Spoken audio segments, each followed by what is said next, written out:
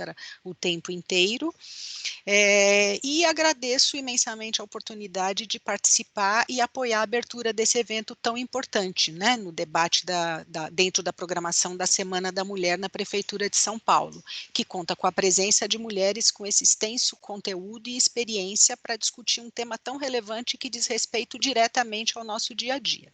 Por isso mesmo eu vou falar rapidinho, para não tomar tempo do encontro. De início, eu gostaria muito de expressar minha solidariedade em nome de toda a Secretaria Executiva de Gestão, com todas as servidoras e servidores da Prefeitura que, de algum modo, estão sofrendo ou sofreram com as perdas diretas e indiretas decorrentes dessa pandemia. Com certeza, todos nós estamos muito assustados com as notícias recentes e alarmantes, e em luto de algum modo, pela perda de familiares, de amigos, de colegas, às vezes mais de um, vários, né? É um luto que é muitas vezes solitário, sem direito a velório, sem direito a abraço, beijo, homenagem ou orações conjuntas. Soma-se a isso as perdas outras, né? Perdas financeiras, perdas sociais, perdas de referência em geral. Nosso mundo mudou de referência, a gente está buscando novas referências e está muito difícil. Acho que é isso que a gente vai tentar fazer hoje entre vários outros encontros. Com relação à distribuição por gênero, a Márcia pode dizer isso melhor do que eu, né? Diferente das várias outras áreas da economia, na Prefeitura de São Paulo, cerca de 73% é composta de mulheres. Quer dizer, é bastante diverso do restante dos setores da economia. E desse modo, a gente pode imaginar que em muitas casas, as mulheres servidoras são as principais responsáveis financeiras, porque eventualmente os outros membros da família, e como família eu digo família estendida, né, todo mundo que coabita e que vive em rede, podem ter perdido sua fonte de renda. Às vezes a mulher servidora é a única que tem condição financeira de pagar conta, de participar, de carregar todo o ônus financeiro.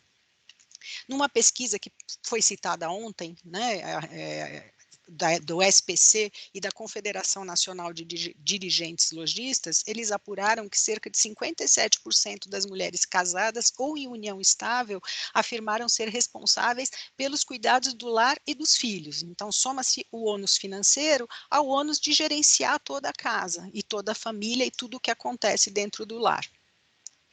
Aliado a isso, além da questão prática, né, da execução da tarefa, a gente tem a tarefa do planejamento, a tarefa mental do planejamento e da organização das tarefas, que geralmente é da mulher. Então, mesmo quando o homem divide qualitariamente, quem pensa na lista de compras, no cardápio, na consulta dos filhos, somos nós, mulheres. Então, isso também desgasta. A gente está trabalhando, está resolvendo coisas no trabalho, tá? Seja em casa, seja na linha de frente, e de pano de fundo tem todo o dia a dia da casa que está nas nossas costas em geral. Em geral, porque obviamente não é sempre assim, né? E é nesse contexto que é inevitável a gente imaginar que o sofrimento psíquico de todas nós tenha aumentado muito. O peso da organização da casa, da execução, a gente começou a acumular e sobrepor ainda mais tarefas do que a gente sempre fez na vida, e num cenário muito triste e preocupante. Vários estudos preliminares desse período de pandemia já indicam um aumento alarmante do número de transtornos mentais, tipo ansiedade, depressão, abuso de substâncias, principalmente o consumo de álcool. Vários estudos mostram que as pessoas estão consumindo muito mais álcool. As mulheres, geralmente, o padrão de alcoolismo das mulheres sempre foi uma coisa mais escondida dentro de casa, né? A garrafa dentro do armário. Imagino que neste momento isso tenha aumentado muito como uma forma de escape, como um jeito de sobreviver. Os índices de suicídio também têm aumentado, embora só daqui a alguns anos que a gente de fato vai saber a gravidade e a amplitude disso. Mas agora é o momento da gente começar a refletir e pensar o que a gente pode fazer para, pelo menos, aplacar um pouquinho e se juntar um pouquinho para poder controlar isso, né? Para a gente conseguir continuar sobrevivendo. No âmbito da Conges, já antes da pandemia, todos os nossos estudos mostravam que mais de 40% dos dias de licença concedidos pericialmente eram por transtornos mentais. Não fizemos as últimas estatísticas porque está muito viciado, a gente mudou totalmente o nosso padrão de licença, mas posso imaginar que, independente de tirar licença ou não, as pessoas estão adoecendo muito mais. E por tudo isso, a gente não pode abrir mão, na medida do possível, de momentos de descanso físico e mental. Quer dizer, a gente tem que reduzir o quanto for possível, se for possível, o número de informações, o uso exagerado de celular, da televisão, né? O nosso assunto único é Covid, a gente tenta fugir, quando vê a gente voltou para falar de Covid, e aí cada vez que a gente liga a notícia é pior, né? A gente tem que cuidar do quê? Da nossa alimentação. Nós somos as cuidadoras, então a gente tem que cuidar da gente, cuidar da nossa alimentação, ingerir líquidos sempre, movimentar o corpo de alguma forma, é meio ideal imaginar que a gente vai fazer academia dentro de casa ou ginástica, mas não é isso, é se movimentar, alongar, que não seja varrer, lavar, né, cuidar da roupa. Em relação às trabalhadoras das funções essenciais, estamos com toda a nossa preocupação voltada com a saúde de vocês e dos familiares. A gente sabe que vocês saem de casa pensando que podem trazer o vírus de volta, né? Isso é muito preocupante, mas por outro lado a gente precisa de vocês todos. As trabalhadoras que estão conseguindo trabalhar dentro do escritório ou mesmo em casa, também sabemos totalmente da dificuldade que é estar dentro de casa vendo tudo que tem que ser feito e não poder fazer, né? Os filhos, às vezes, pequenos ou grandes, pedindo coisas e a gente não pode atender, sabendo que depois que acabar aquilo a gente vai ter que fazer tudo de novo. E tudo isso leva a gente ao quê?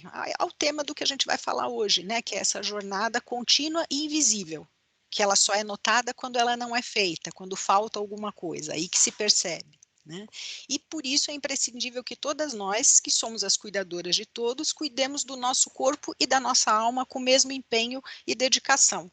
A gente precisa aprender a conhecer o corpo, perceber quando tem uma dor nas costas, que eu estou sentada errada, perceber se começou a dor de cabeça, parar um pouquinho, perceber se eu estou com fome, se eu preciso me alimentar, se eu preciso levantar um pouquinho da cadeira e caminhar. A gente precisa se cuidar antes de cuidar dos outros. Não tem fórmula pronta, não tem julgamento, não tem nada. Tem autoconhecimento, reflexão e cuidado de si mesmo, né? Cuidado e amor ao próprio corpo e às nossas necessidades. Perceber o poder que existe no ato de compartilhar e trocar experiências, que é esse momento que nós estamos vivendo agora, né? Que essa semana está oportunizando. Perceber a hora de escutar e a hora de falar. Né? É hora de ser solidário, mas também é hora de pedir ajuda se for necessário. E, por favor, fiquem em casa se puderem, usem a máscara, vacinem todos os seus familiares se eles estiverem contemplados na lista de prioridades. Quer dizer, apesar de tudo isso, nós chegamos aqui, com vida, com coragem para continuar resistindo e assim vamos continuar. Então, agradeço demais a atenção de vocês e passo a palavra à Fernanda, que vai fazer a mediação do evento. Tchau. Muito obrigada, Valéria, por essa exposição tão importante, né? A gente fazer uma reflexão ampliada sobre o papel das mulheres, esse contexto de pandemia, considerando tudo que nos atravessa, né? E também entendendo a gravidade desse momento e como isso também tem a ver com a nossa realidade na administração pública. Então, antes de passar a palavra, eu também vou me descrever. Eu sou uma moça jovem negra, tô com cabelo crespo preso, uma blusa branca e um batom escuro. Né? Meu nome é Fernanda, sou da Secretaria Municipal da Saúde. Também aproveito esse momento para fazer coro com a fala da Valéria e também agradecer a atuação de todos os servidores, principalmente da saúde nesse momento tão delicado, né? E pedir o apoio de todos para que se cuidem nesse momento tão importante. E com essa introdução, eu queria passar a palavra para a Berenice, nossa secretária municipal da Assistência e Desenvolvimento Social, para a gente começar essa conversa sobre o papel das mulheres e a economia do cuidado. Bom, boa tarde a todas e todos. Primeiro, me descrevendo aqui, eu sou uma quase idosa, uma jovem senhora, cabelo do ombro, castanho tingido, sem batom, porque eu acabei de almoçar, não consegui ainda passar o batom, uso óculos, estou aqui na Secretaria de Assistência Social, no 35º andar, de costas para o Vale do Anhangabaú, a cortina está fechada, senão vocês não conseguem me enxergar. Bom, é um prazer estar aqui, queria parabenizar a Secretaria da Gestão pelo evento, e dizer que eu gostei muito do que a Vera falou agora, porque de fato é isso, né? A gente faz tanta coisa o dia inteiro que às vezes a gente esquece de se cuidar, né? Haja vista, como eu disse, que eu acabei de almoçar nesse exato momento, né?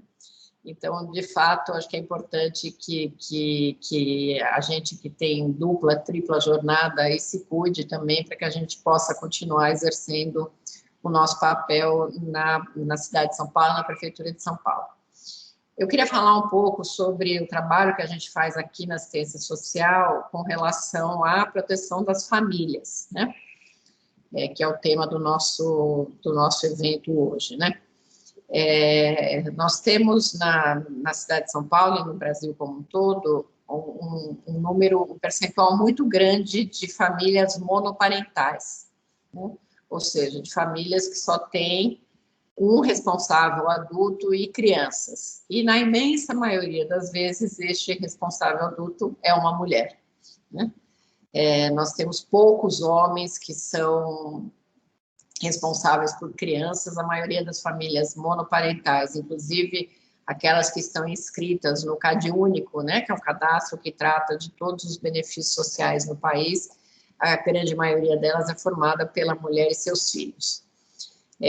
Então, a gente precisa efetivamente ter um olhar diferenciado para essa população, porque se é difícil, para nós é mais difícil ainda para essas mulheres que têm que conjugar trabalho com o cuidado das crianças, sem ter um companheiro para ajudar a cuidar das crianças e com as escolas fechadas, né? Como nós estávamos até pouco tempo e vamos voltar a ficar a partir de segunda-feira. A gente tem feito todo um trabalho aqui na assistência social de apoio a essas famílias, né? Nós estamos aumentando o número de acolhimentos para famílias. Nós percebemos que nós tínhamos...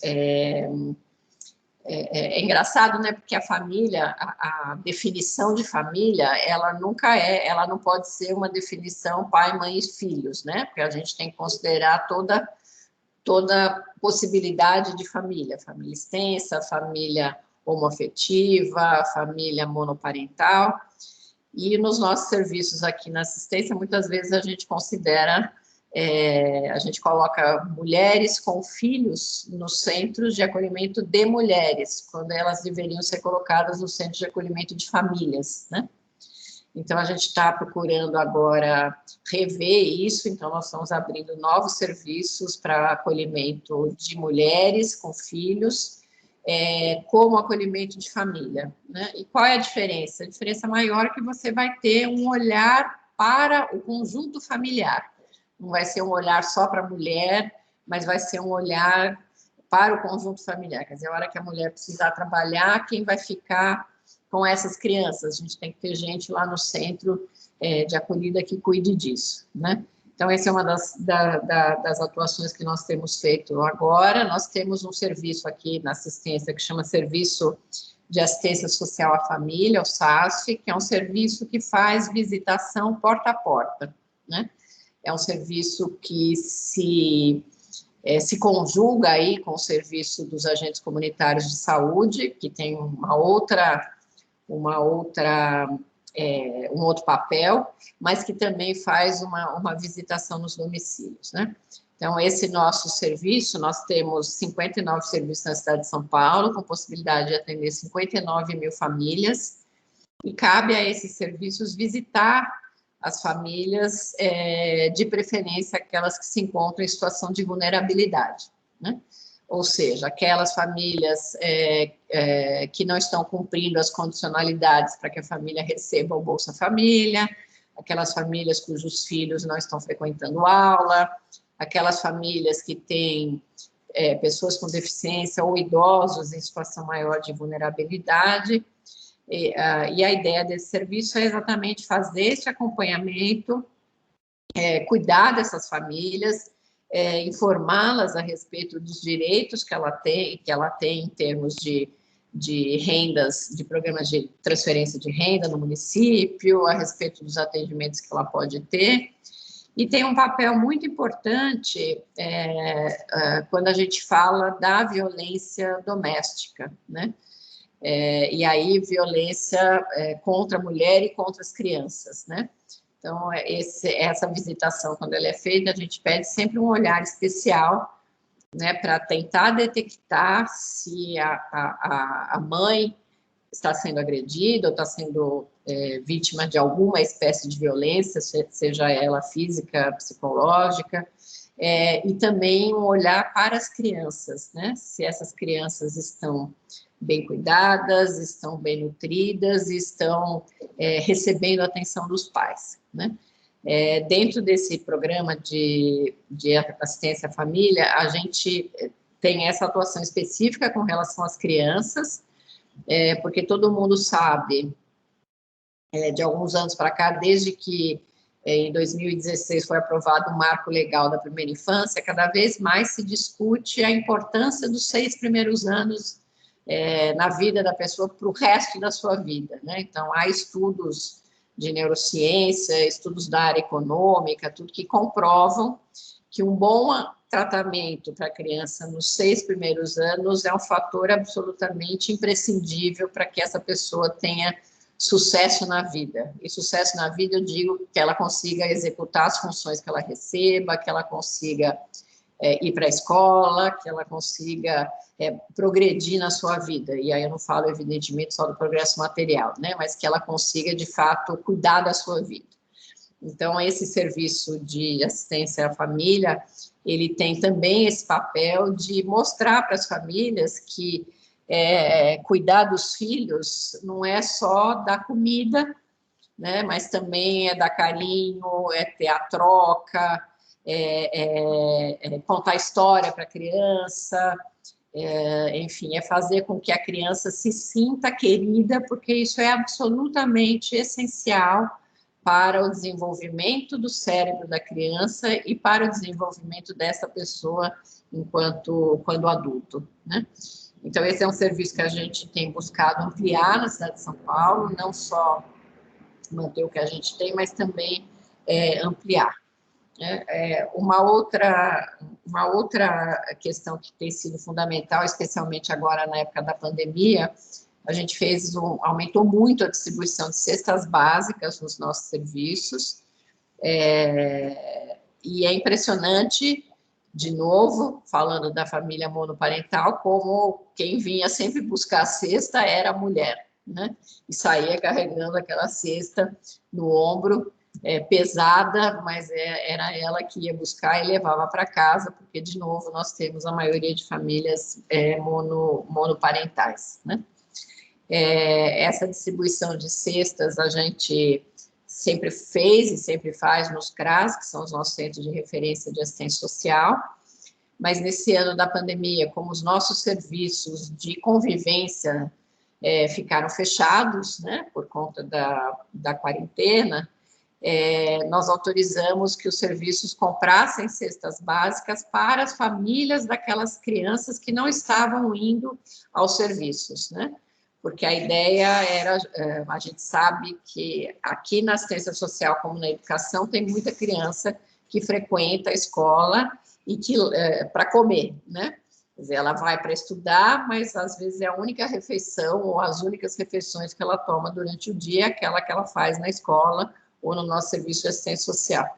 Então, na medida em que os serviços foram fechados, nós fizemos o fornecimento de cestas básicas para as famílias dos usuários desses serviços, de forma a que essas famílias e essas crianças pudessem continuar sendo contempladas em termos alimentares, garantir a segurança alimentar delas, mas também fazendo atividades à distância, né? Assim como a educação fez atividades à distância, nós também fizemos acompanhamento das crianças e das famílias, sempre tentando priorizar aquelas que estavam em situação de maior vulnerabilidade. Nós temos aqui também na Secretaria os Centros de Direito de Defesa da Mulher, que a gente trabalha o empoderamento da mulher, trabalha a independência da mulher, e com isso a gente entra na questão da violência, né? E é bastante interessante a gente perceber que, às vezes, você faz uma atividade simples nesse centro de convivência, vamos fazer uma peça de teatro, né? Enquanto você está fazendo essa peça de teatro, existe uma manifestação que o técnico percebe que é uma manifestação de alguém que é vítima ou que foi vítima de violência, né? Então, é muito importante a gente ter esses serviços todos funcionando, e a gente funcionou mesmo durante a pandemia, pelo menos para atendimentos à distância, porque muitas vezes a mulher não consegue manifestar a situação de violência que ela está vivenciando, ou pior ainda, ela não consegue enxergar a situação de violência que ela está vivenciando, e de repente, ouvindo uma outra fazer um relato, ela se enxerga também naquela situação e ela acaba criando oportunidade para pedir o apoio do serviço, né? Bom, a gente tem uma grande preocupação hoje ainda com as mulheres idosas, né? A gente vem desenvolvendo toda uma política para acolhimento das mulheres idosas. Infelizmente, apesar de todo o cuidado que os pais e mães dão para seus filhos, muitas vezes os filhos abandonam os pais e mães na velhice, né? Na idade depois dos 60 anos. Então, a prefeitura também tem mantido vários serviços, e as mulheres idosas são as que mais participam dos serviços, né? São as que mais procuram os serviços, quer para se divertir, para ocupar seu tempo, para fazer trabalhos voluntários, e a gente tem conseguido, assim, uma adesão bem grande nesses serviços de atendimento às mulheres idosas e aos idosos em geral. Bom, acho que em linhas muito gerais aí era o que eu queria colocar, porque acho que aqui a gente está mais para fazer um debate, enfim, eu só quis dar um panorama um pouco geral do que a gente tem feito com as famílias, para que a gente possa caminhar aí para o debate. Muito obrigada. Obrigada, secretária. Acho muito importante, né, a gente ter esse panorama da importância do papel da assistência social na proteção das famílias, né, o papel do SUAS nessa oferta de proteção e também pensando principalmente na garantia de direitos, considerando o contexto de pandemia. Para isso agora, para a gente começar de fato, né, desenvolver essa conversa, eu queria convidar as nossas outras participantes, queria convidar a secretária executiva adjunta de Direitos Humanos e Cidadania, Elisa Lucas Rodrigues, para participar da nossa conversa.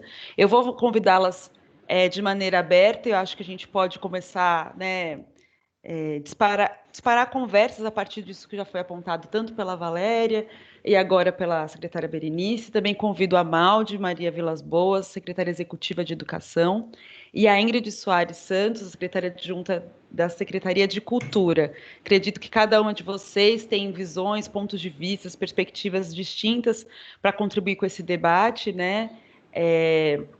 Quero que vocês fiquem à vontade. Acho importante a gente conseguir, né, conversar sobre como que esse papel desempenhado pela mulher, né, que a gente está colocando aqui, desse papel de cuidado, de proteção, muitas vezes imposto socialmente, nem muitas vezes não escolhido, né? A Berenice destacou bastante a questão das famílias monoparentais, né, esse papel de protagonismo pela necessidade, muitas vezes, das mulheres.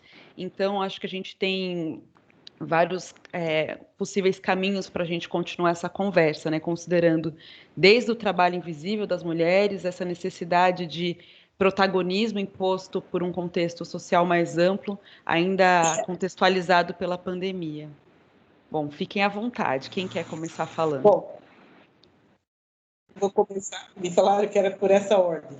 Primeiro, também vou me descrever, apesar que vocês estão me vendo, né?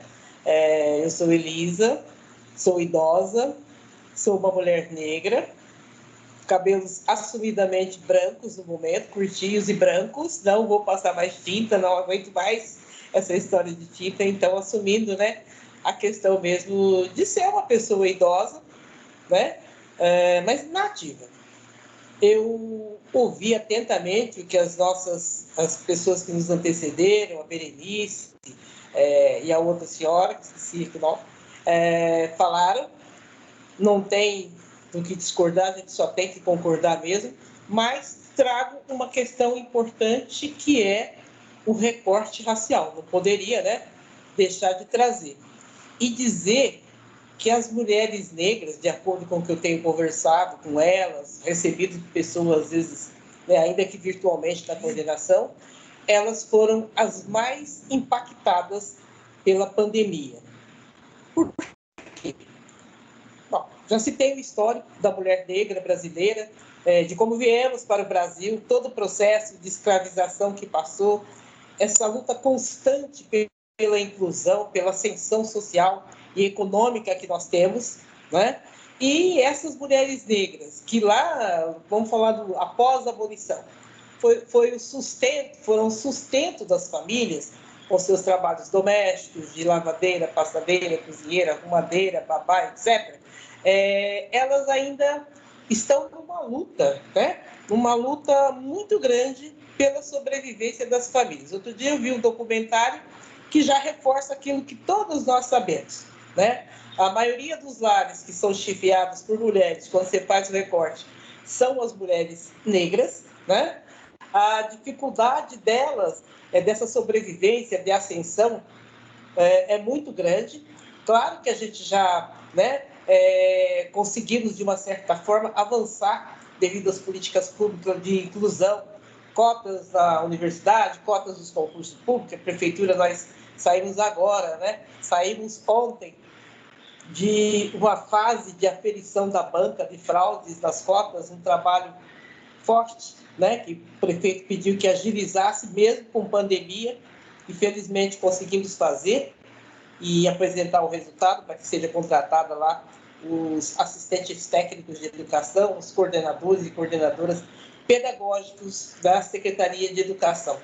Mas, mesmo assim, quando você olha a maioria da população negra, que é a maioria também dentro da população, e faz o recorte racial, você vai ver, eu não sei se não é nem dupla, tripla, a jornada das mulheres negras que trabalham, eu estou falando daquelas que estão lá na base da pirâmide, que trabalham nas casas das pessoas, e nesse momento está difícil porque elas não deveriam, né? Eu sei que muitas estão indo, porque como é que vai fazer essa família, como é que vai sustentar essa família?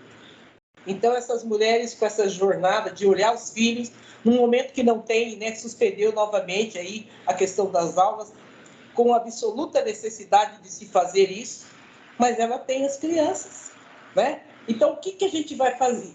E sem falar também que elas falaram umas coisas bem interessantes, que principalmente nesse período de pandemia, elas sentem medo, insegurança, desconfiança, tristeza. Quando se falou aí da questão do transtorno mental, né? Se a gente também fizer um recorte, a gente vai ver um grande percentual de pessoas negras e principalmente mulheres com essa questão. Porque não é fácil, gente. Cuida da casa, cuida dos filhos. Marido, quando tem, desculpa, mas não é lá essas coisas, né? Não ajuda no sustento da casa, desculpa a franqueza, Berenice, mas não colaboram no sustento da casa, não se preocupam muitas vezes com a educação de filho. Eu fico, assim, eu bato palma quando eu vejo algum companheiro, algum marido que realmente, né, faz o seu papel, que é o papel dele, né, de ser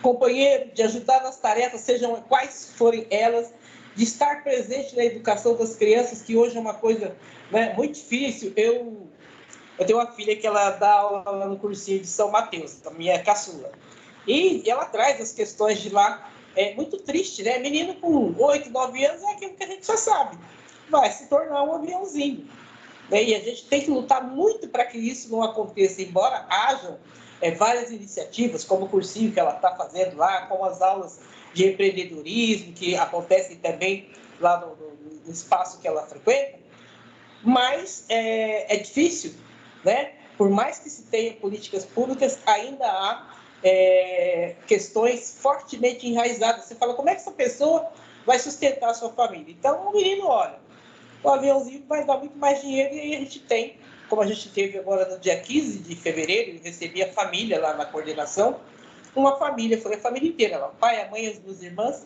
cujo menino de 18 anos foi morto pela polícia dentro da casa da professora. Ele correndo, fugindo, o professor falou, não, pode entrar aqui e tal. Depois a polícia entrou, matou o menino, quer dizer.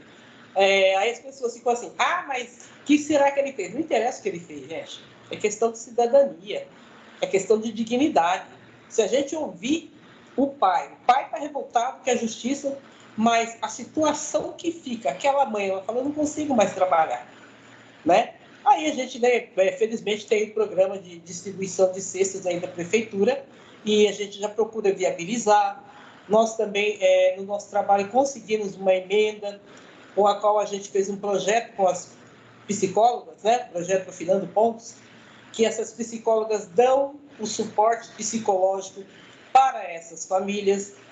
Então, assim, há a política pública, né? E a gente se empenha ao máximo, mas a demanda, principalmente com a pandemia, tem aumentado mais e mais. Eu converso muito também com as mães de santo de terreiro, e acho que a maioria que sabe que também os terreiros, né, tem um papel, faz um papel de assistência social, de acolhimento às pessoas, e estão cadastrados lá, eles estão sempre dentro de uma ONG, estão cadastrados, recebendo cestas, mas o que elas têm se queixado é isso, aumento cada dia mais. A gente sabe que emprego, se já estava impossível, né, agora, então, não tem mesmo como viabilizar.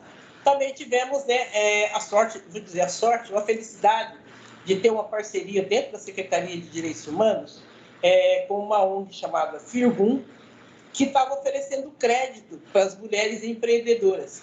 Valor pequenininho, começava acho que de 1.500 e vai até 5.000 por aí. E é interessante a forma deles trabalhar, a gente acabou fazendo esse convênio, né? Porque eles emprestam, mesmo que a pessoa esteja com o nome negativado em SPC e Serasa, dão um prazo de carência de 6 meses, se a pessoa pagar em dia é sem juros. Nós conseguimos, a gente fez um projeto piloto, porque o dinheiro era pouco, com 28 mulheres, está dando muito certo. Então, são essas iniciativas que a gente traz, né, enquanto Secretaria de Direitos Humanos, enquanto coordenação de promoção de igualdade racial, para dar um sustento, um alívio a essas famílias. Nem vou falar de violências, porque se a gente for descrever os casos de denúncia de discriminação, a violência que acontece em todos os setores, mas principalmente com a nossa polícia militar e com a nossa GCM, a gente vai ter uma conversa depois com a comandante, né? Assim, eu falo, isso não é coisa de gente. Eu vou só citar uma, sem citar onde foi, para não comprometer. A senhora chegou, nós fomos até ela quando vimos a notícia, ela estava dentro do espaço, ela faz tratamento, né? Usando a piscina. Quando ela voltou para o vestiário, não achou nem bolsa, nem roupa, nem nada. Ela começou a pedir para os funcionários, me ajudem, como é que eu faço? Tal. Ninguém deu a mínima atenção. Ela pegou e quebrou um vidro para chamar a atenção. Nisso chamaram a polícia, a mulher foi jogada, uma mulher de quase 60 anos, de maiô dentro da viatura, jogou gás de pimenta nela, enfim, um sofrimento assim que ela descreveu. E assim, eu falei, a gente tem que olhar muito profundamente o que é o ser humano. Com tudo isso que ela passa, hoje ela faz um trabalho, ela foi moradora de rua, hoje ela faz um trabalho de acolhimento às pessoas na rua, né? Para saber o que a pessoa tem, o que precisa, encaminhar para os equipamentos aí, para os abrigos e tal. E assim, foi como é que você consegue forças para fazer tudo isso? Ela falou, minha filha, eu fui criada sem mãe, não sei quantos irmãos, me virei na vida desde os 11 anos. Então, assim, esse depoimento de mulheres tão fortes, nos faz entender que o nosso papel requer mais e mais que a gente fortaleça as nossas políticas públicas e que a gente consiga levar para a sociedade aquilo que realmente precisa. Sem falar que agora a gente estamos só esperando, né, melhorar um pouco essa pandemia, coisa difícil, que a gente está aí com 8 centros de referência de promoção de igualdade racial para inaugurar. É uma parceria com a Secretaria Municipal de Cultura, a gente está dividindo espaço, né? E aí, são todos nas periferias. Eu acho isso extremamente importante, porque a gente vai ter um canal direto ali para estar conversando com essa população e oferecendo os nossos serviços. Era isso que eu resumidamente trouxe para falar, né? E convido todos a conhecer a nossa coordenação de promoção de igualdade racial. A Berenice foi nossa chefe, né, Berenice, por um tempão aí, né? Eu vim em setembro de 2018, trazida por ela, que me convidou, meus agradecimentos, e a gente segue em frente com o trabalho. No princípio, eu assustei um pouco, mas hoje eu vejo que, se a gente quiser, junto com a equipe, com apoio, nós caminhamos e podemos, né, dar a nossa contribuição para melhorar a nossa sociedade. Era isso que eu tinha a dizer. Muito obrigada, Elisa. Muito obrigada por fazer essa contribuição tão importante, né, demonstrando e trazendo o recorte racial para essa discussão tão importante de pensar no papel das mulheres negras e também o que, né, de alguma forma atravessa o cotidiano dessas mulheres, né, porque quando a gente fala em mulheres negras, a gente está falando dessa discussão a partir do gênero, mas também de todo o contexto que atravessa, como a violência, o genocídio, né, que você trouxe relatos importantes, e principalmente também as questões de proteção em tempos de pandemia. Né? Então, é muito importante a gente poder também escutar um pouco sobre o que a Secretaria de Direitos Humanos tem desenvolvido, o olhar que tem dado para essa questão nesse momento e consideradas as especificidades da mulher negra nesse contexto mais geral. Eu vou passar agora a palavra para a Maldi, secretária executiva de Educação, e depois convido a Ingrid a contribuir com o nosso debate. Obrigada, Fernanda. Boa tarde a todas as minhas amigas de evento. Boa tarde a todos os servidores e servidoras que estão nos ouvindo. Um prazer estar aqui com vocês. Eu acompanhei durante a semana. Quero dar os parabéns para a Secretaria de Gestão. Uma semana muito proveitosa, muito interessante. Parabéns a todos. Foi uma bela semana. Eu queria trazer um assunto um pouco diferente. Eu queria falar um pouquinho da mulher, mercado de trabalho, e esse momento de pandemia e teletrabalho. Eu acho que o ano passado a pandemia nos empurrou para um processo de trabalho em casa que não pode se confundir com o teletrabalho. O prefeito teve uma atitude muito imediata e muito positiva de colocar as pessoas em casa, e estávamos numa situação muito difícil no início da pandemia, ninguém sabia o que nós íamos encontrar, ninguém sabia que nós íamos chegar num momento tão triste como nós estamos nesse agora, um momento de profunda tristeza de todo mundo, mas naquela época nós imaginávamos que 2 ou 3 meses nós estaríamos com uma vida normal. Então foi algo que nos empurrou para algumas atitudes e algumas ações que ninguém sabia como fazer. E nesse modelo nós colocamos os servidores em casa. E eu quero muito que a gente entenda que isso não pode se confundir com o teletrabalho. Por quê? Porque o teletrabalho traz uma mudança de cultura, o teletrabalho traz uma mudança de forma de atuar. Não às vezes a atividade da pessoa não permite um teletrabalho. E nesse período de pandemia, talvez muitas das nossas servidoras tenham encarado o teletrabalho como algo ruim. Então, eu queria fazer um pouquinho essa discussão, até para a gente pensar como a mulher vai se posicionar no teletrabalho, né? Eu acho que, como a Valéria colocou, e a Berenice colocou um pouco também, o peso da mulher na família, o cuidado que é atribuído a ela na família, ela é a provedora do cuidado da família, da casa.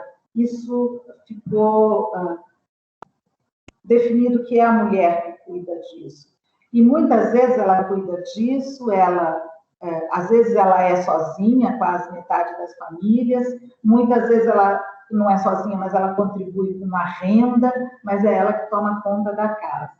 No modelo do teletrabalho, da forma como foi colocado, que todos foram para casa e tiveram que trabalhar de casa, ela acabou assumindo tudo. Muitas vezes deve ter dispensado a empregada quando tinha, né, porque também era um período de pandemia, as crianças vieram para casa, então ela assumiu o teletrabalho, que ela precisava dar conta, as crianças que ela precisava fazer atividade, ajudar na escola, a casa, né, que ela dispensou, e o marido, e roupa e tal. Então, eu acho que tem uma discussão para ser feita com relação ao trabalho remoto da mulher, ao trabalho, teletrabalho para a mulher, que não pode trazer para ela essa opção pelo teletrabalho, porque ela precisa dar conta do trabalho da casa. Essa opção pelo teletrabalho, porque ela precisa dar conta do cuidado com as crianças. Então, é muito delicado que a gente não permita que o teletrabalho reproduza uma realidade cruel da mulher já neste modelo que nós temos, nessa realidade que nós temos. Pode ser que as empresas percebam lá na frente que o teletrabalho talvez reduza um pouco o medo das empresas pela gravidez. Não, ela estará grávida, é isso, mas talvez ela possa atender, talvez reduza um pouco esta preocupação da contratação das mulheres. Mas, ao mesmo tempo, eu acho que pode atribuir à mulher uma opção por um cargo menor para que possa ficar em casa. Né? Aquela culpa da mulher, eu saio, eu não consigo cuidar da casa. Então, pode ser que o teletrabalho traga para a mulher essa decisão pessoal dela aceitar um cargo menor para poder ficar em teletrabalho. Muitas empresas entendem que o cargo de chefia talvez não possa fazer teletrabalho. Então, é muito delicado a gente pensar, então a mulher não vai optar pelo cargo de chefia para que ela possa ficar em casa. Então, eu acho que a discussão do teletrabalho, como aconteceu ano passado, e a Secretaria de Gestão fez um trabalho excepcional, um grupo muito competente, que estudou o teletrabalho. O prefeito Bruno Covas foi muito corajoso em estabelecer o teletrabalho na prefeitura, quando as pessoas imaginam que teletrabalho para a administração pública é folga para servidor, né, que o servidor vai ficar em casa sem fazer nada. Então, mudar essa cultura. Então, o teletrabalho deve carregar uma mudança de cultura, e eu espero que a prefeitura possa fazer isso, porque a prefeitura uma prefeitura de São Paulo representa muito para o país. E como é essa mudança? É dando às mulheres a opção do teletrabalho, mas a opção por ela, naquele cargo que ela pode realmente desempenhar, e não dando a ela um cargo menor para que ela possa ficar em casa. E eu acho que o teletrabalho e a opção de um teletrabalho com tudo isso que nós estamos falando e tudo isso que nós esperamos, vai fazer parte da luta pela igualdade, vai fazer parte dessa diminuição da desigualdade entre mulheres e homens, para que isso não se amplie por conta do teletrabalho. Então você vai trabalhar num call center, porque o call center faz teletrabalho, mas você, para um cargo de chefia, eu vou contratar o homem, porque eu quero ele presencial. Então, eu acho que a nossa discussão de igualdade, de salário, de cargos, de competência, a gente não pode deixar que o trabalho remoto nos remeta a uma decisão pelo teletrabalho, porque eu preciso limpar a casa, porque eu preciso cuidar das crianças e porque o teletrabalho é muito confortável. Eu acho que o teletrabalho traz alguma vantagem, algumas mulheres que não teriam condição realmente de sair de casa podem optar pelo teletrabalho, mas isso é uma minoria. Eu imagino que o teletrabalho não pode conduzir a gente por uma opção menor para poder ficar em casa. Eu posso optar pelo teletrabalho junto com minha chefia, junto com o meu grupo, mas eu não posso optar pelo teletrabalho porque eu vou ocupar o lugar da babá, ou ocupar o lugar da minha secretária, da minha funcionária que me ajuda em casa. Então, eu acho que essas questões são muito delicadas e era um ponto que eu gostaria de trazer para a gente debater um pouquinho hoje. Era isso. Obrigada, Maldi. Muito importante, né, pensar de maneira mais refletida sobre essas mudanças no no mercado de trabalho, no cenário de trabalho, tanto na pandemia, mas também provavelmente a herança que a pandemia vai nos trazer, né, no mercado de trabalho no futuro, e pensar isso de maneira contextualizada, né, pensando nas questões de equiparação de oportunidades, né, de trabalho e pensando nas desigualdades de gênero. Então, para terminar essa primeira rodada, eu vou passar para a Ingrid Soares, secretária adjunta de Cultura. Por favor, Ingrid. Fernanda, posso me descrever? Desculpa. Claro, claro, Maldi. Fique à Isso, vontade. desculpa. Eu sou uma jovem senhora, como falou a Berenice, tenho um cabelo Chanel na altura do queixo, sou morena clara, um cabelo castanho médio para castanho escuro, óculos de grau, olhos escuros. Eu estou usando uma camiseta azul marinho em branco, com desenhos geométricos, e atrás de mim tem uma parede branca. Desculpa, obrigada.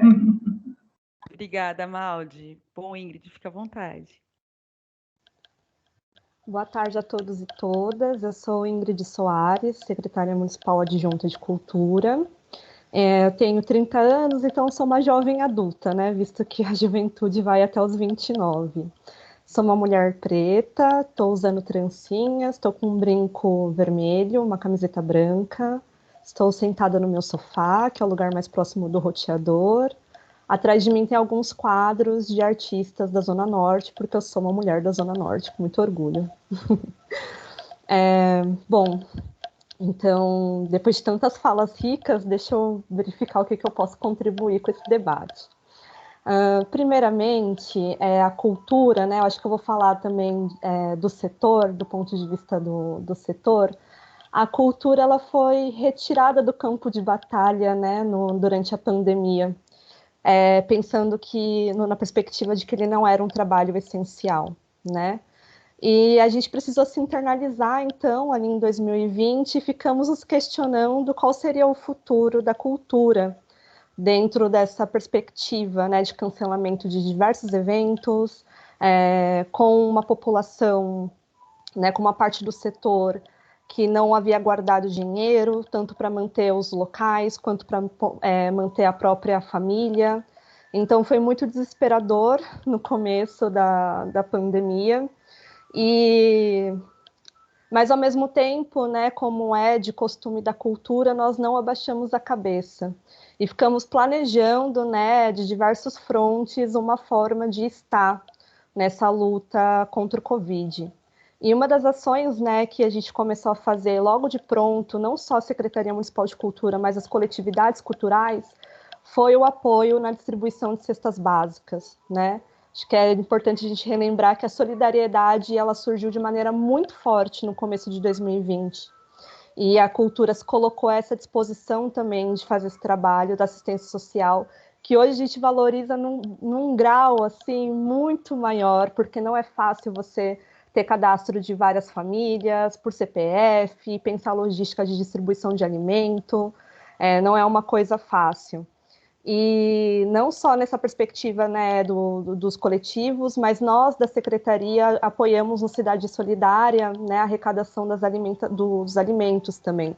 Então, nossos espaços foram fechados por conta dessa questão do Covid, mas alguns ficaram abertos estrategicamente para receber, né, esses alimentos, e nós fizemos um rodízio entre nós, para que a gente pudesse ajudar nessa coleta de alimentos. E eu confesso que naquele momento eu adorava os dias que eu ia ajudar a Cidade Solidária, porque eu queria sair de casa, né? Por mais que tivesse todo o risco da contaminação, a vontade de estar no front era muito forte, né?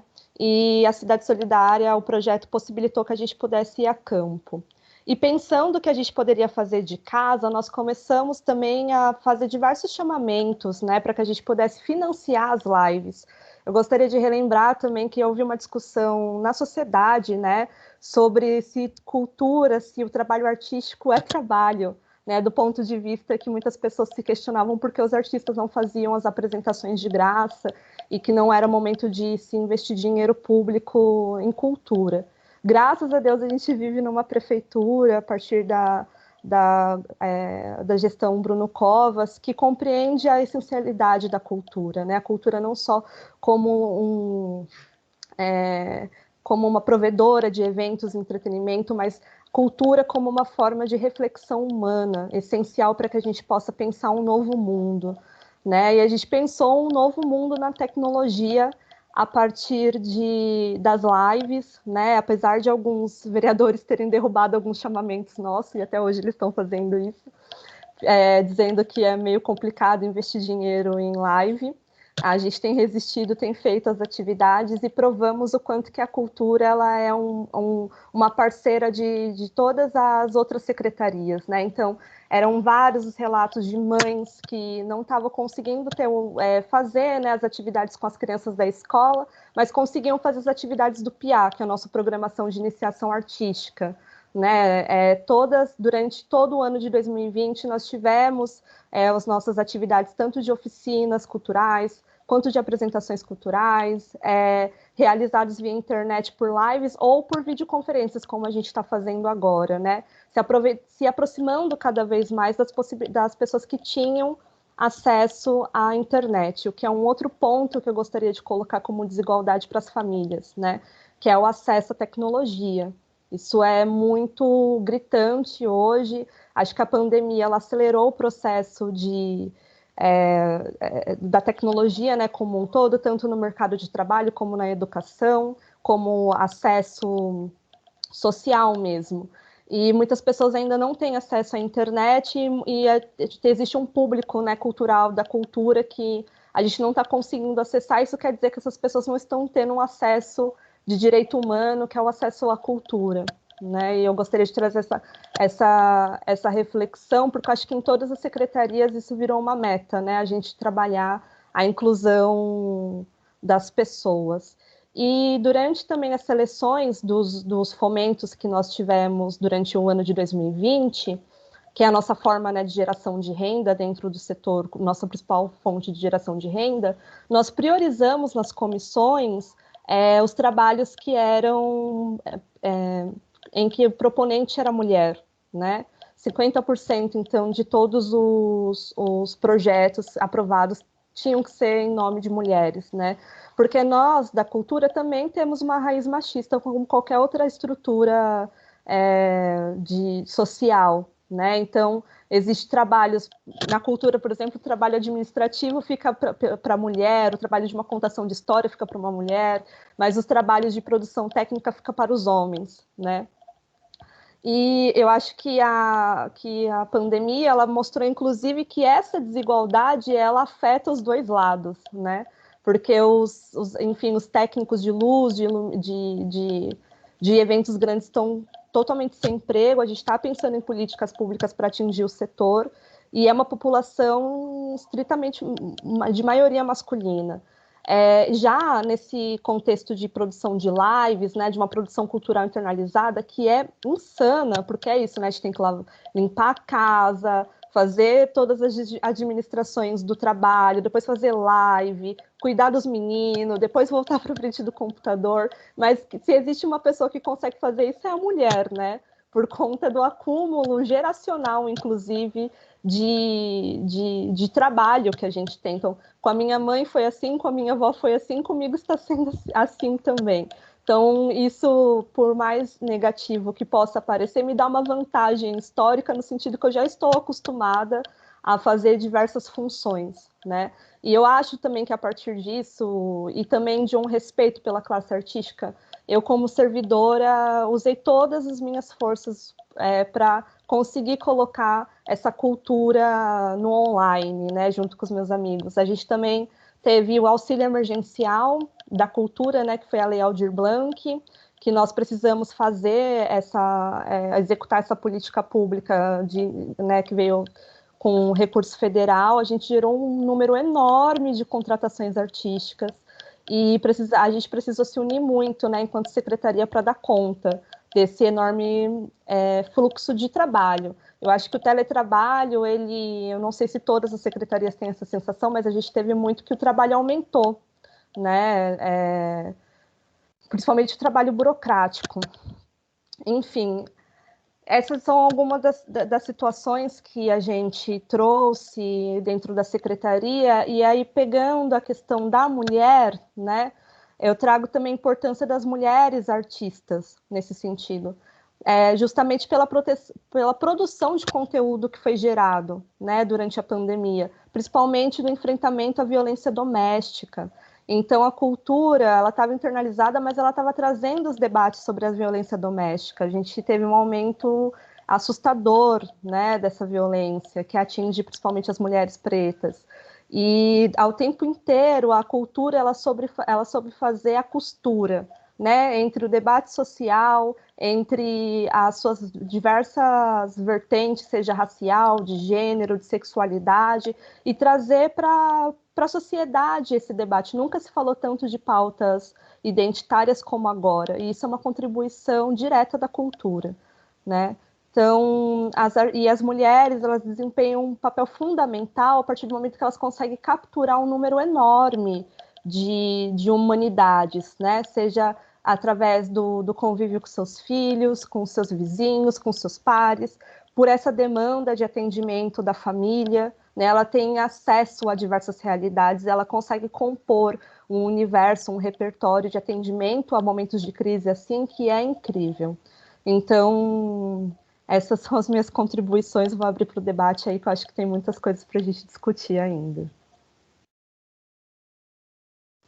Muito obrigada, Ingrid, por trazer também esse olhar a partir da cultura, o que tem sido desenvolvido na Secretaria Municipal, mas também, né, além de pensar nas políticas públicas, o papel dessa mulher artista e dessa dimensão de costura, né, que eu achei muito importante que você colocou, né, de tanto de solidariedade, né, do papel da cultura como espaço de potencial solidariedade, mas também a cultura como possibilidade de costurar o que está acontecendo no mundo, pensar e refletir sobre aquilo que nos atravessa nesse momento. Eu queria abrir aqui para a gente continuar essa conversa. A gente teve alguns comentários no chat, né? Alguns comentários que falaram sobre o teletrabalho. Eu acho que, de alguma forma, a partir de perspectivas diferentes, né?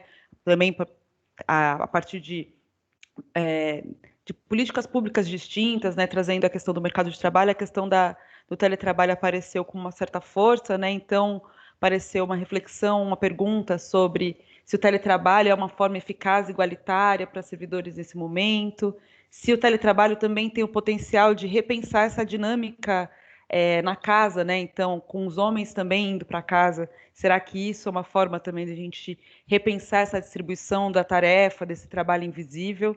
Mas acho que a gente teve tantos temas interessantes, eu quero deixar aberto para vocês comentarem. Fiquem à vontade. Alguém quer já começar a fala? Eu posso falar um pouquinho do teletrabalho, Fernanda, já que você falou. Eu acho que foi exatamente isso que eu quis colocar, que o teletrabalho não pode reproduzir o que nós temos hoje. Então, depende muito da própria mulher criar um novo modelo. Ela vai para casa, daqui a pouco as crianças estarão na escola e talvez fique ela e o marido fazendo teletrabalho, ou ela sozinha. Então, ela precisa ter esse olhar de que o teletrabalho é um instrumento muito positivo para a vida dela.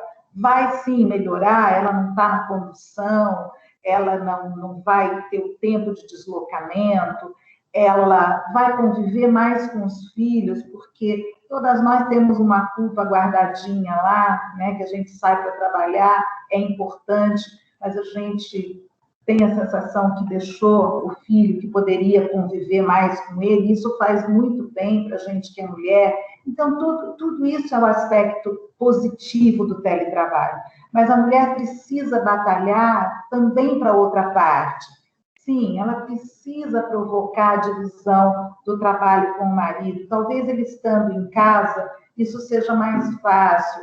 Ela precisa não utilizar esse tempo que vai sobrar para ela, ou de deslocamento, e não utilizar para substituir o trabalho dele, ou substituir um trabalho que ela já tem de ajuda. Quer dizer, a tarefa da casa não precisa ser somente dela. É dela, sim, mas não precisa ser somente dela. Ela pode ler, ela pode estudar, ela pode se capacitar ou fazer o que ela quiser.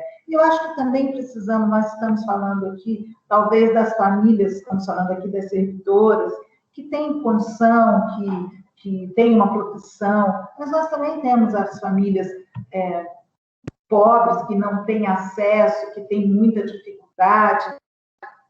Elas vão fazer teletrabalho? Será que ela vai ter condição? Vamos voltar a uma discussão do call center. O call center absorve uma mão de obra enorme. Será que essas mulheres vão poder trabalhar de casa? Talvez ela não pudesse ir para um call center, mas também assim, ela precisa entender o que é este volume e o que é este volume de trabalho que ela passa a assumir. Eu acho que o teletrabalho daqui a pouco será uma realidade estabelecida no país, não tenho dúvida disso, mas ele deve vir acompanhado, sim, de uma mudança cultural. Senão, nós não daremos conta, né? Porque, além de tudo que nós já temos hoje de sobrecarga, eu preciso ter a sobrecarga em casa de organizar a questão do teletrabalho. Então, acho, sim, que nós devemos batalhar pelo teletrabalho, nós mulheres, mas o teletrabalho, vamos dizer, no mesmo modelo que será disponibilizado para todos os profissionais, e não criar uma classe diferenciada de teletrabalho feminino, que será menor, que será para tarefas menores, porque as tarefas maiores estará atrelado ao homem, porque ele terá mais dedicação, ele poderá ir presencialmente. Então, essa será uma luta, sem dúvida. É muito importante mesmo esse destaque, né? Porque senão, de alguma forma, a gente muda o método, mas aquilo que é estruturante permanece, né? Então, a gente muda o ambiente de trabalho, a forma que ele está organizado, mas aquilo que demarca as diferenças, isso continua, né? De alguma forma, é muito importante a gente estar atento mesmo a essa questão. A gente também, né, de alguma forma, acho que um tema que apareceu de diversas maneiras foi a questão desse papel de proteção da família, né, da mulher, mas também no lugar também de uma pessoa que deve ser protegida, né? A gente trouxe em várias falas, né, desde a fala da Berenice, contando um pouco da realidade atual da assistência social, até chegando na fala de cultura, a questão da violência no contexto doméstico, que a gente também sabe que tem aumentado nesse momento de pandemia, e outras questões também relacionadas à proteção da mulher nesse contexto.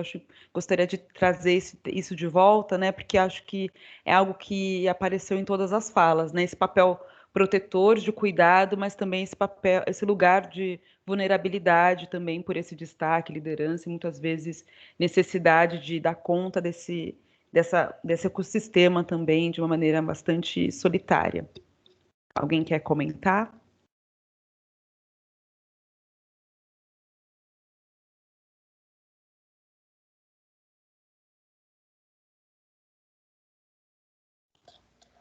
Eu vou comentar, então.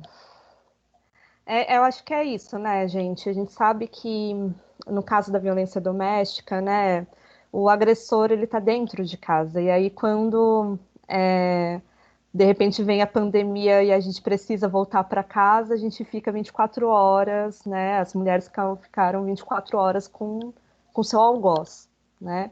Junto com seus filhos. E é muito complicado você conseguir sair de um ciclo de violência por todas as questões psicológicas que estão envolvidas, né? E que nesse caso o isolamento ele agravou, né? A gente sabe a respeito disso. E aí, dentro do ponto de vista cultural, a gente faz um trabalho muito de trabalho de rede, de fortalecimento de grupos de mulheres. Então, o grupo da Zumba, por exemplo, pegando o CCJ, que foi o espaço que eu trabalhei, é um grupo de WhatsApp onde essas mulheres estão o tempo inteiro unidas, né? A mesma coisa é o grupo de dança do ventre. Enfim, dentro dos espaços tem esses grupos de apoio de mulheres. E a gente percebe que a partir desses grupos de apoio que elas conseguem sair do ciclo de violência, né? Existe o fator econômico que é essencial, né? Ele é estruturante, e aí no momento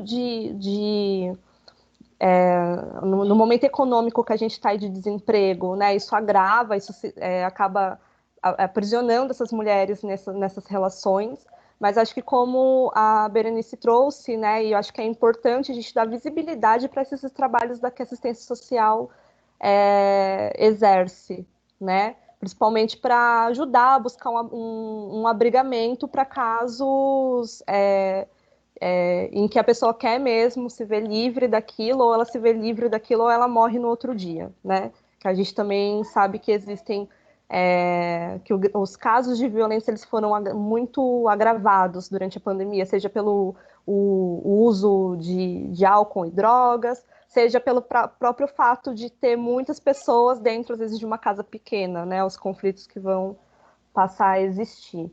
E aí eu acho que a cultura ela entra como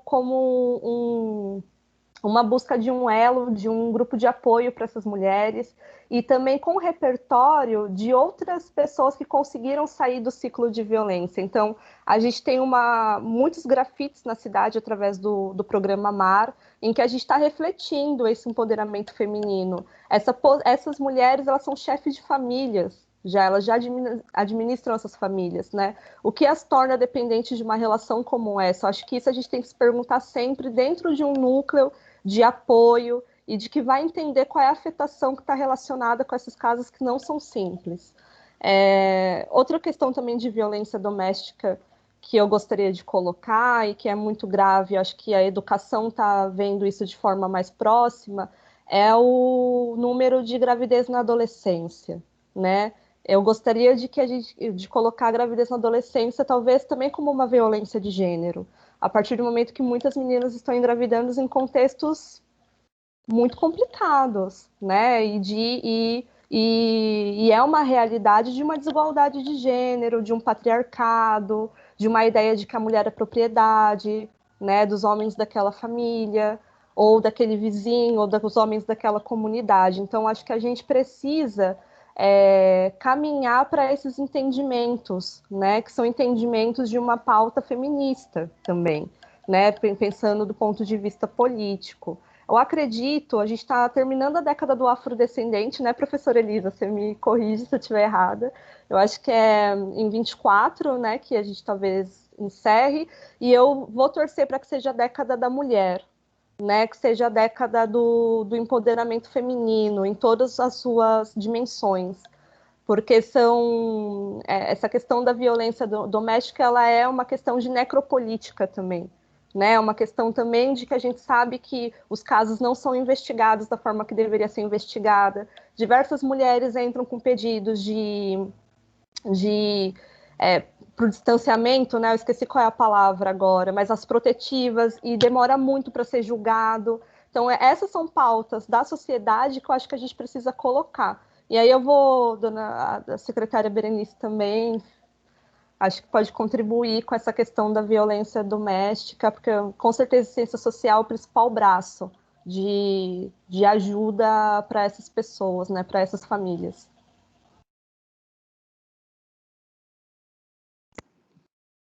Desculpa aqui as minhas ausências momentâneas, mas nós estamos abrindo outro serviço para a Covid. Está uma loucura aqui.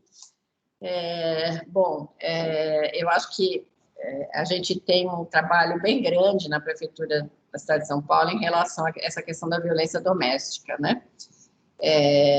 A Secretaria de Direitos Humanos tem um trabalho, e essa semana tem homenagem ao Dia da Mulher, foi recriado o auxílio aluguel, né, para mulheres vítimas de violência, que é super importante para aquelas porque a gente sabe que um dos motivos que fazem com que a mulher permaneça na situação de violência é a dependência econômica, que muitas vezes ela tem em relação ao marido.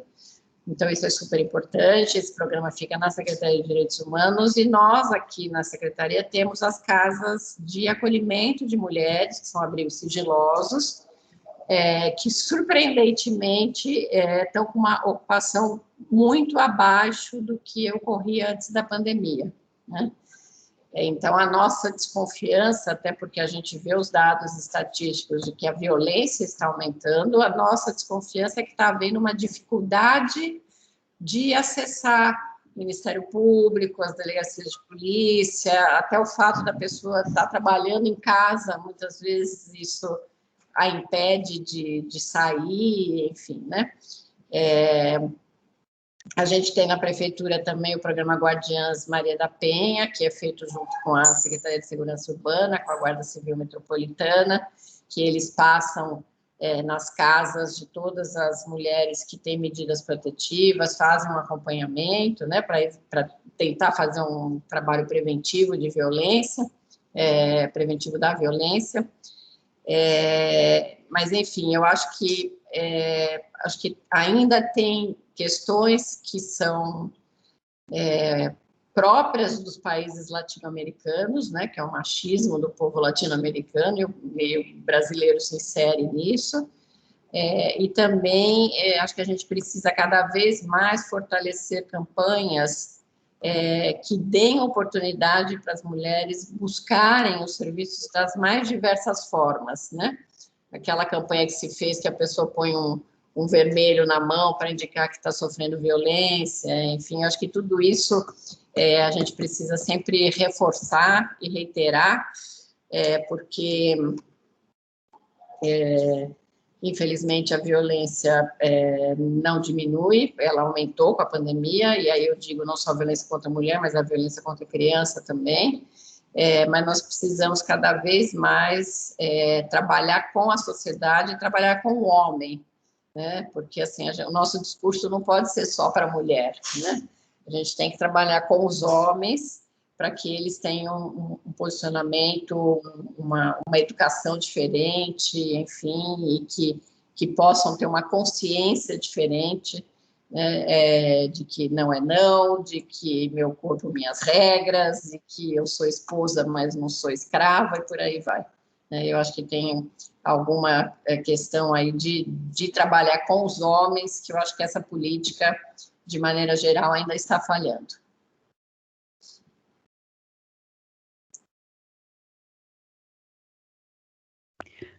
Obrigada, secretária Berenice. Alguém mais quer fazer mais algum comentário? Eu gostaria de falar um pouco, quando se falou aí da questão da mental, né? A questão mental, hoje, assim, ela vem aumentando dia a dia. Eu sei que são muitas pressões porque, né, há muito desemprego e as pessoas estão desempregadas, convivendo. A gente está falando da população menos favorecida, convivendo em ambientes que às vezes moram 8 pessoas ou até mais dentro de 2 cômodos, né? Enfim, convivendo com aquela formação já do homem, do machismo. E eu concordo muito com a Berenice quando ela diz que a gente tem que trabalhar a cabeça desses homens, né?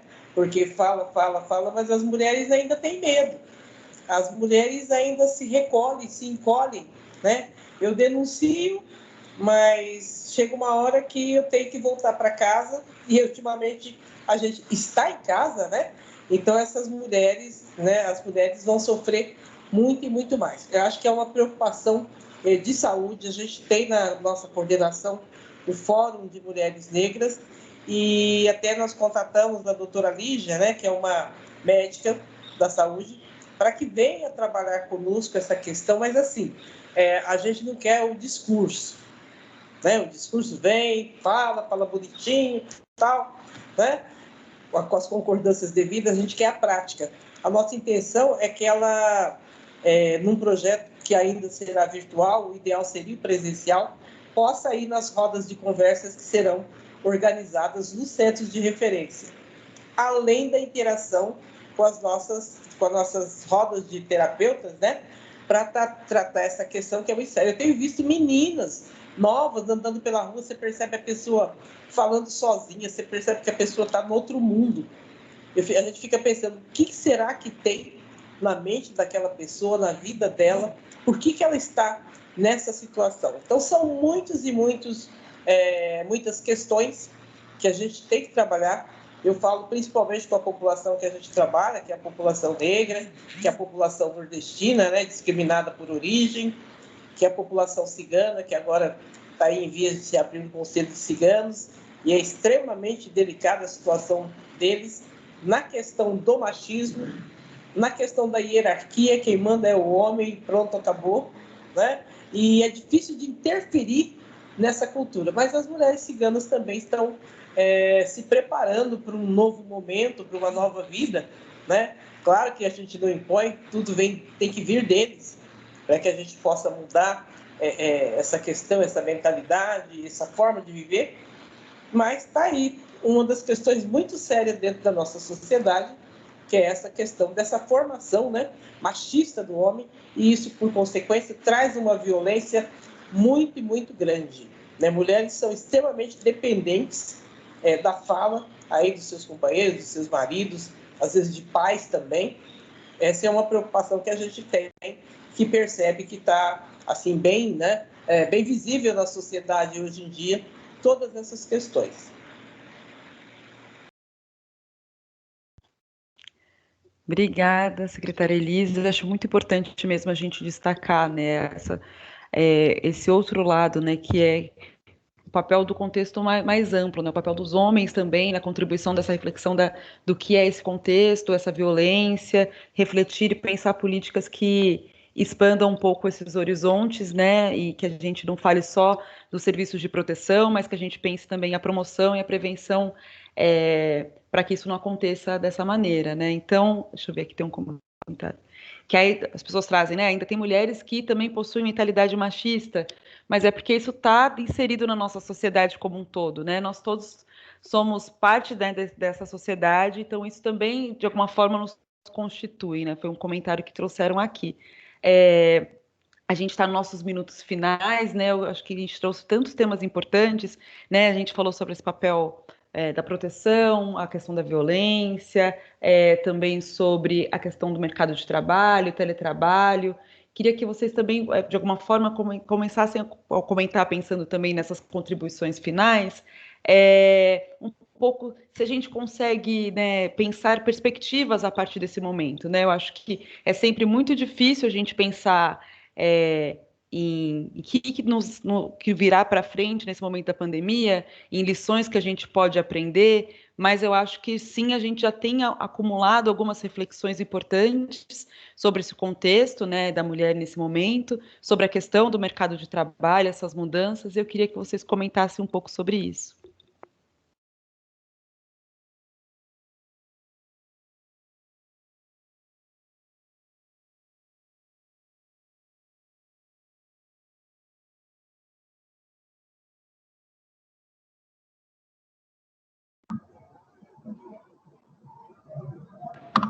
Bom, vou rapidamente falar, né? Eu tinha falado agora anteriormente.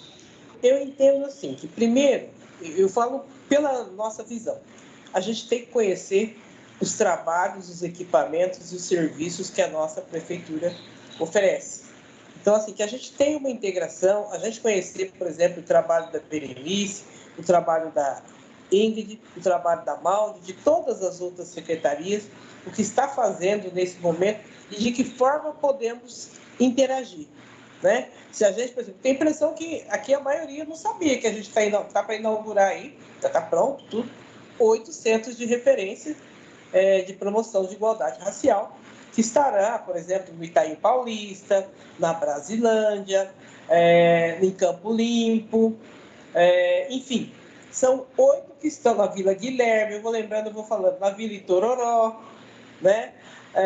A gente vai ler Parelheiros, quer dizer, é da ponta mesmo, exatamente para ter esse contato, né? Uma organização vai dirigir todos esses centros com a nossa supervisão e a gente quer essa interação cada vez mais. A felicidade, viu, Ingrid, estar numa parceria com a Secretaria de Cultura, né? Nós estamos dentro das casas de cultura, dividindo espaço com vocês, nesses 8 lugares, que além de otimizar espaço, é uma questão também de economia, tal, para que os serviços aconteçam. A intenção nossa é que isso seja, que haja uma atuação muito forte, contato na região com as UBSs, com as polícias, né? As polícias militares que estejam no local, com as diretorias de educação, né? Para que a gente realmente faça um trabalho integrado, onde quem ganha só tem que ser a população. É isso.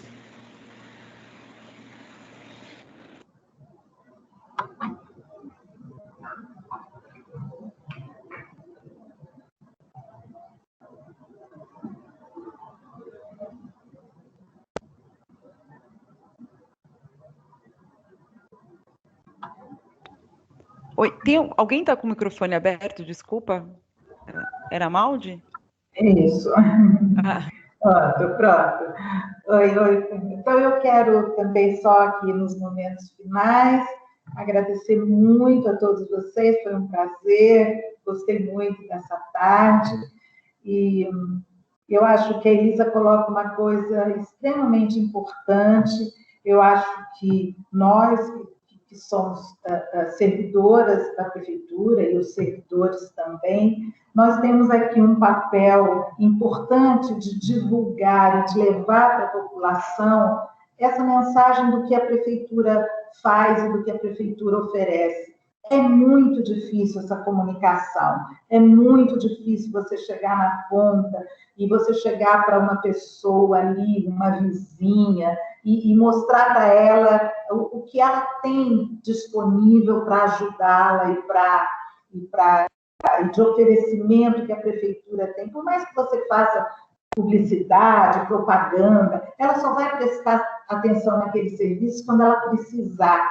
Então, eu acho que nós somos agentes importantes nessa mudança.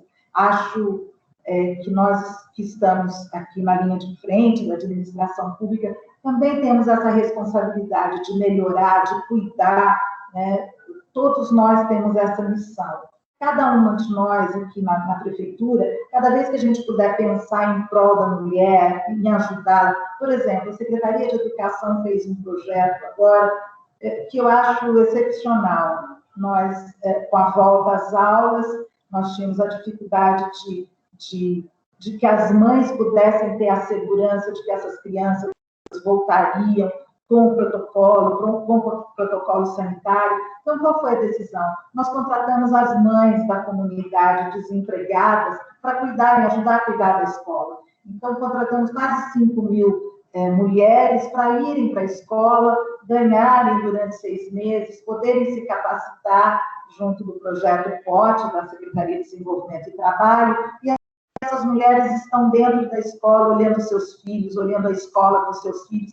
Então, esse é um olhar da administração pública também para a comunidade. Então, nós temos esse papel e essa oportunidade, né, quando nós estamos aqui, de também olhar como cidadão, também olhar a mulher que está lá fora, também contratar as mulheres, também dar oportunidade para as mulheres serem chefes, também acreditarmos na capacidade de liderança e de trabalho da mulher. Isso está na nossa mão, então vamos fazer. Eu acho isso super importante.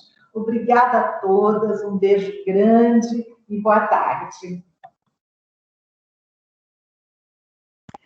Obrigada, Maldi. Ingrid, Berenice, quer mais algum comentário? Só fazer minha despedida, mais uma vez agradecer aí a iniciativa da Secretaria, é um prazer estar com vocês.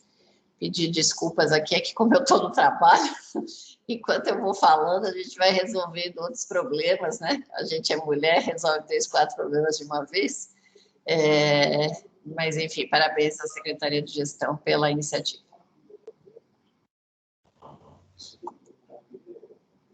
Quero agradecer também o convite, foi uma tarde maravilhosa passar aqui com vocês, colegas. Desejo boa sorte, boa saúde para todos e todas. Fico aí, deixo uma proposta de que a gente trabalhe, né, ferramentas de organização do dia a dia, porque existem ferramentas, viu, gente? No 2020 eu fiquei meio maluquinha, e aí eu comecei a procurar formas de organizar esse trabalho em casa e testei, deu super certo. Então tem mecanismos de gestão, né, que a gente pode utilizar. E quem quiser também dicas, estou disponível lá na Secretaria da Cultura para passar. A gente vai enfrentar mais um ano difícil, mas o nosso trabalho é essencial para o atendimento da população. Eu estou muito feliz com essa parceria dos Centros de Referência da Igualdade Social, essa retomada dessa política pública que é essencial para as periferias. A gente vai fazer um trabalho com certeza lindo. Vão nesses espaços das pontas que vão ter atendimento com psicólogos, com advogados, o que vocês precisarem, a gente está junto nessa, com certeza, tá bom? Um abraço a todos e todas. Muito obrigada a todas. Eu queria passar a palavra para a Márcia Morales, da Secretaria de Gestão, para o encerramento. Também queria agradecer, né? Foi um prazer muito grande conversar com vocês essa tarde. Muito bom a gente poder se encontrar, mesmo que virtualmente. Obrigada, Fernanda, pela belíssima mediação, pelas contribuições que você trouxe também para o debate. Acho que, assim, atendeu demais a nossa expectativa, fechando esse ciclo de... Na verdade, foi um ciclo de reflexão que a gente começou, falando de temas, assim, que estão presentes e que fazem parte do nosso dia a dia, que a gente atende, né, nos nossos serviços, né? Eu assistente social,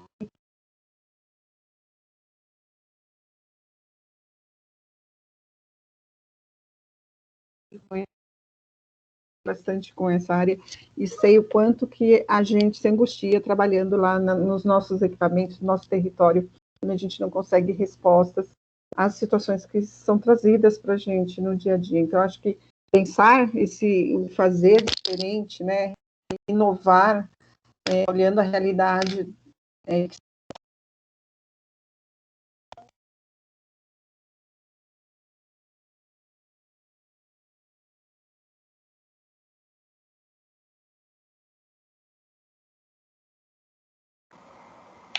O vídeo da Márcia travou, gente. Vou esperar um pouquinho para ver se ela volta.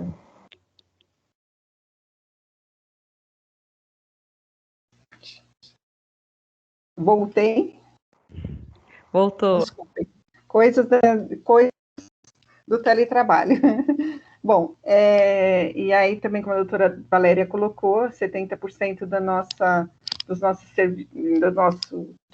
de servidores são mulheres e que fazem essa máquina aí, né, girar, os projetos acontecerem, e eu acho que tem feito toda a diferença.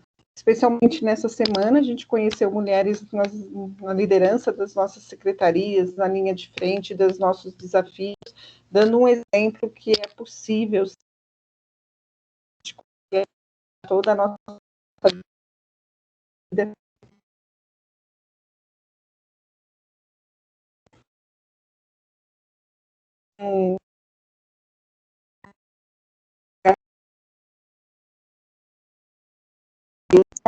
Não estamos te ouvindo, Márcia, está cortando.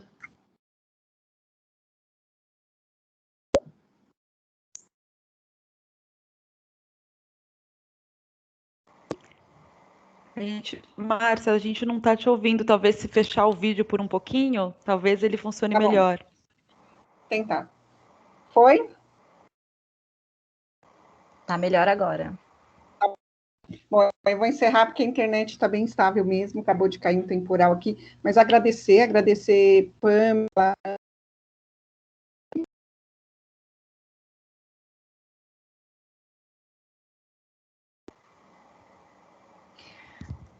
Oi, gente, eu sou a Pamela, faço parte da organização do evento. Eu vou agradecer a presença de todos. Infelizmente, o vídeo da Márcia está cortando demais, mas eu gostaria de resumir esse evento hoje como sensibilidade. Eu fiquei muito tocada, muito sentida com o que todas falaram aqui. Eu fiquei muito emocionada em ver o trabalho da prefeitura, como é gigante, e como a gente está presente em tantos lugares, e como a gente pode estender a mão para tantas mulheres. Eu mesma aprendi muito e vou colocar em prática algumas coisas que vi aqui e vou correr atrás de alguns projetos da prefeitura e algumas para ajudar meu vizinho ou o colega aqui que está precisando. Eu acho que isso foi muito importante para a gente enxergar nosso trabalho, e era esse o objetivo desse evento. Uma convidada falou essa semana que o dia 8 de março é uma data política, e eu queria muito que isso ficasse registrado, que tudo aqui que a gente falou foi sobre políticas para as mulheres, para a gente dar a mão umas às outras e a gente enxergar na Prefeitura de São Paulo como uma oportunidade de colocar isso em prática na nossa vida, que o nosso trabalho tem dimensão de ir para o nosso vizinho e para o nosso colega e de porta fora. Eu fiquei muito feliz e orgulhosa de fazer parte desse evento. Muito obrigada a todas que aceitaram esse convite de pronto atendimento, assim, foi uma loucura fazer, mas todas aceitaram assim rapidamente. Eu fico muito agradecida e feliz de ter realizado esse projeto com vocês. Muito obrigada, uma boa noite, boa semana E um feliz Dia Internacional para todas. Opa, feliz Dia Internacional da Mulher para todas. Beijo, gente. Tchau.